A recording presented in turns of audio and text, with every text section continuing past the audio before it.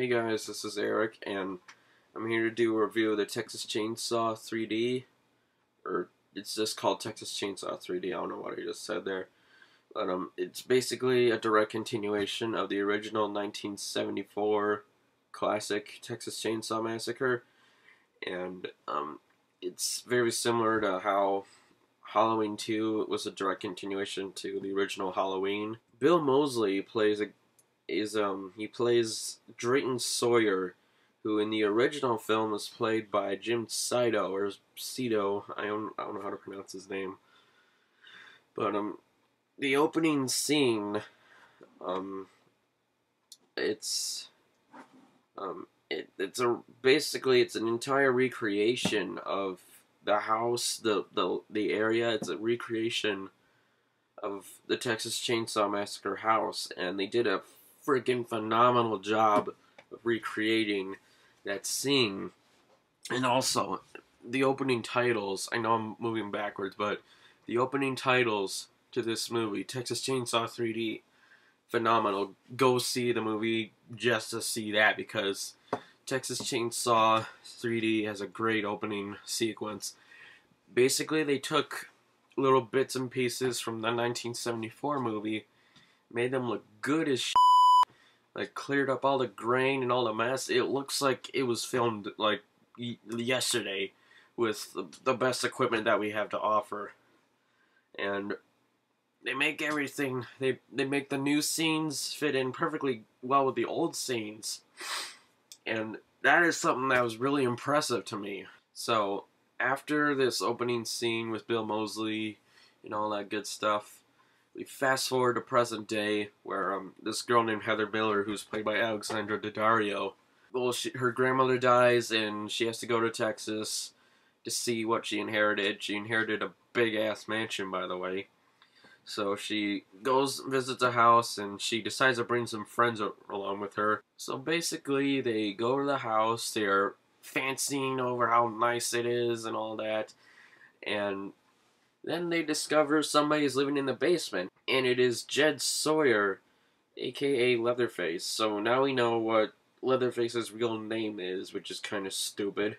Yeah, Leatherface is played by Dan Yeager, and it's only his second role in a film, and he did a pretty good job as Leatherface. Gunnar Hansen's still my favorite one, only because he just made it such a weird character, and it seems everybody has tried to copy it since then.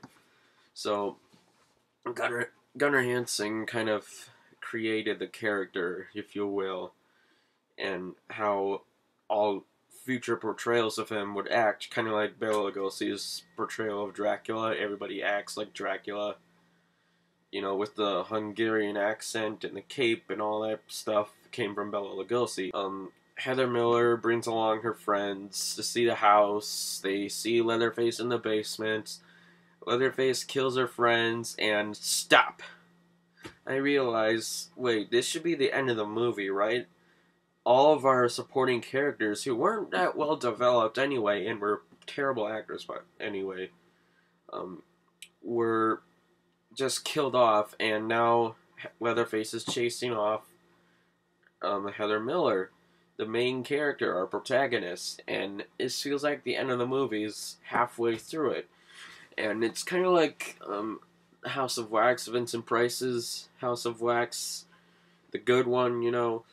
It feels like that, you know, like the best, most climactic scene in the movie, when his wax museum gets burned down, is in the very beginning. It's just like the final chase in the slasher movie. It shouldn't be in the middle of the movie. It should be at the very end. So that was kind of puzzling to me, but you'll realize why they did that later on in the film. I didn't really like the twist at the end. It basically makes us have to feel sympathy for Leatherface, which is something that I don't feel like is necessary, because they're slasher villains. They're supposed to be ruthless, powerful monsters that are they don't give a fuck. They kill people because it's fun to them. And It's kind of like how in Rob Zombie's Halloween, where we know what happened to Michael Myers, and that's why there might be some sympathy towards him. And in this movie, we learn a lot about Leatherface, and we have to feel sympathy for him. It's exactly what the filmmakers were trying to do. And the twist, it's a neat idea, but it does not work at all because the fact that he's the villain. He's supposed to be the villain of the movie, but he just does role reversal, you know? Now we have two heroes, Heather Miller and Leatherface. The movie also kind of made him seem more human, kind of like in the Friday the 13th remake.